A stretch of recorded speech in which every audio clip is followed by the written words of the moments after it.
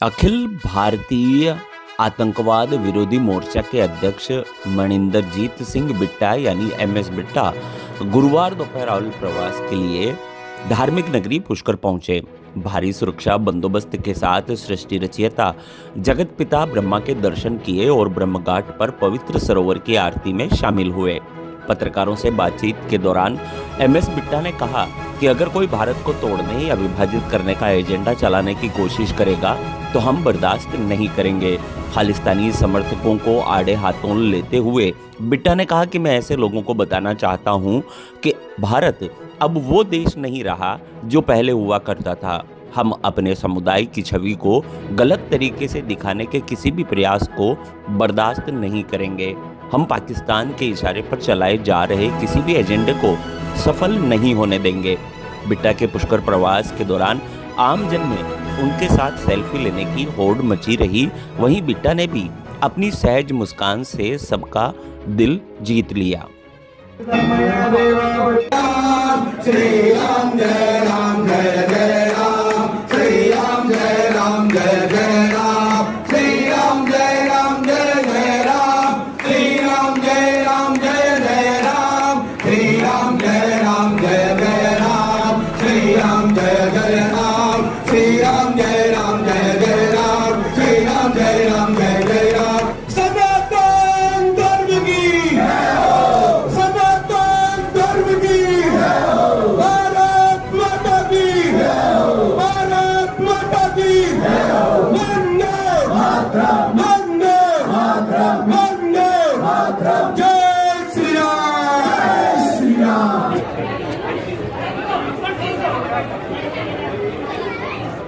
सर्व पाप हरोहरि, मंगलम भगवान, मंगलम पूर्णम भजम, मंगलाक्षम सर्वायांग भयंकर से आपकी टीम और आप यशस्वीमान हो सर।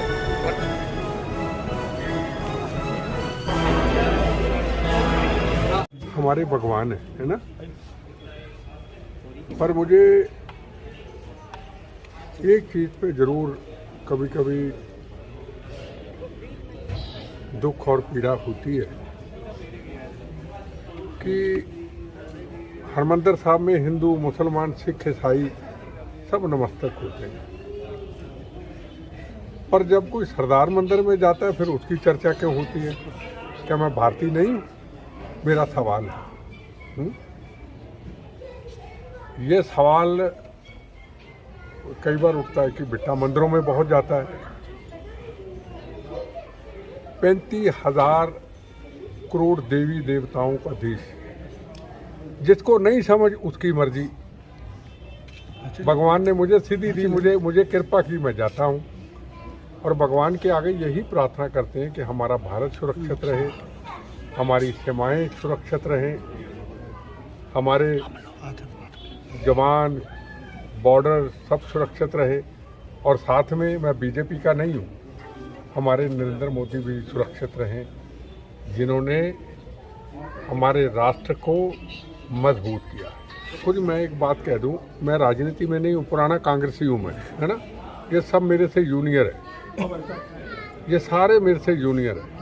मैं एक बात जरूर कहूँगा, आगे जो वक्त आने वाला लोकसभा का, मैं किसी का नाम नहीं लेता, भगवान के चरणों में मैं बैठा हूँ।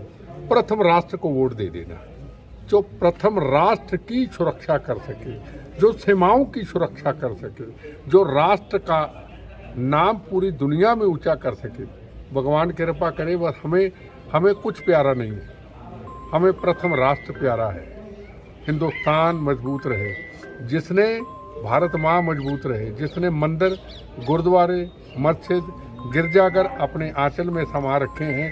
भारत माँ मजबूत है तो उसको कोई आंच नहीं आ सकती। जब भारत माँ कमजोर हुई थी, जब आतंकवाद पे कंट्रोल नहीं हुआ था, तो राम जन्मभूमि पे भी बम ब्लास्ट हुआ था, गोलियां चली थी। अक्षरधाम पे भी गोलियां चली थी, रघुनाथ मंदिर जम्मू के अंदर भी गोलियां चली थी, बम चले थे, क्योंकि हमारा भारत सुरक्षित नहीं था। हरमंदिर साहब पे भी हमला हुआ था।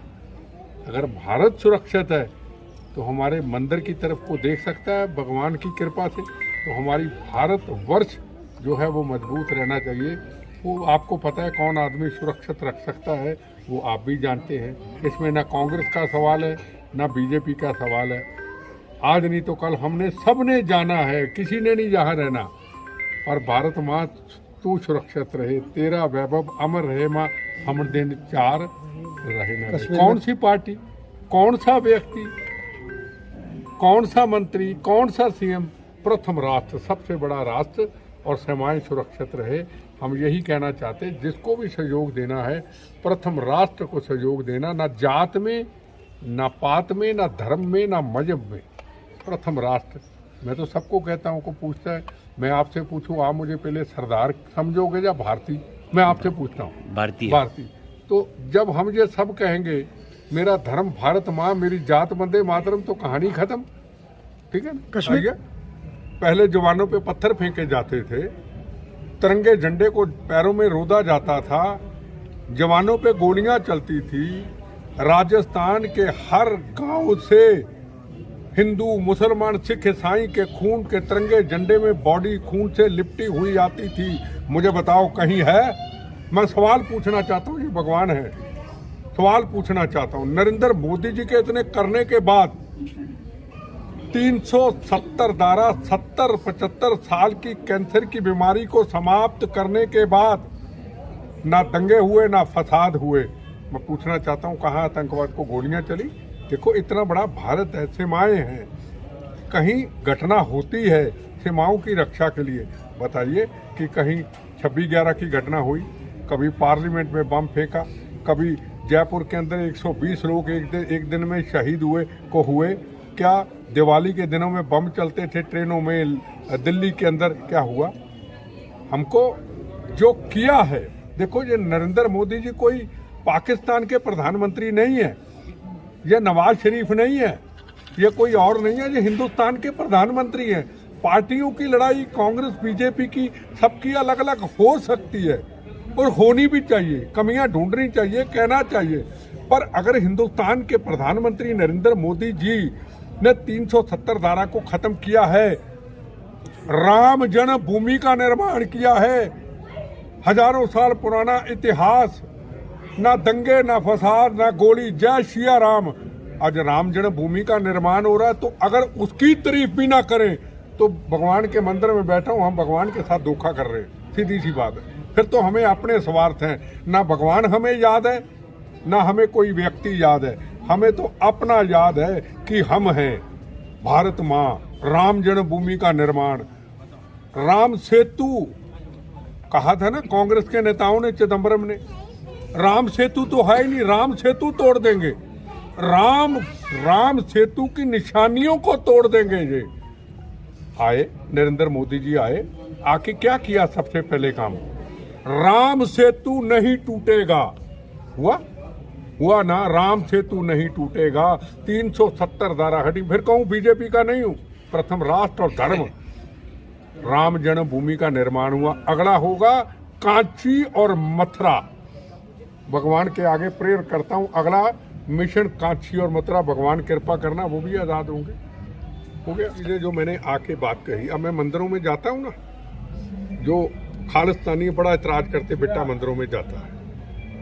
सवाल सबसे बड़ा ये, जो खालिस्तान की मूवमेंट कनाडा के अंदर, ऑस्ट्रेलिया के अंदर चल रही है, जो रोज खालिस्तान के बारे में नारे लगते हैं कि हम पंजाब में खालिस्तान बनाएंगे, ठीक है ना, ये सारी बुखलाहट है G20 की वो कामयाब हुआ। कश्मीर में आतंकवाद समाप्त कर दिया, सिख कौम की पगड़ी की सब इज्जत करते हैं, नरेंद्र मोदी जी भी करते हैं, सारे इज्जत करते हैं।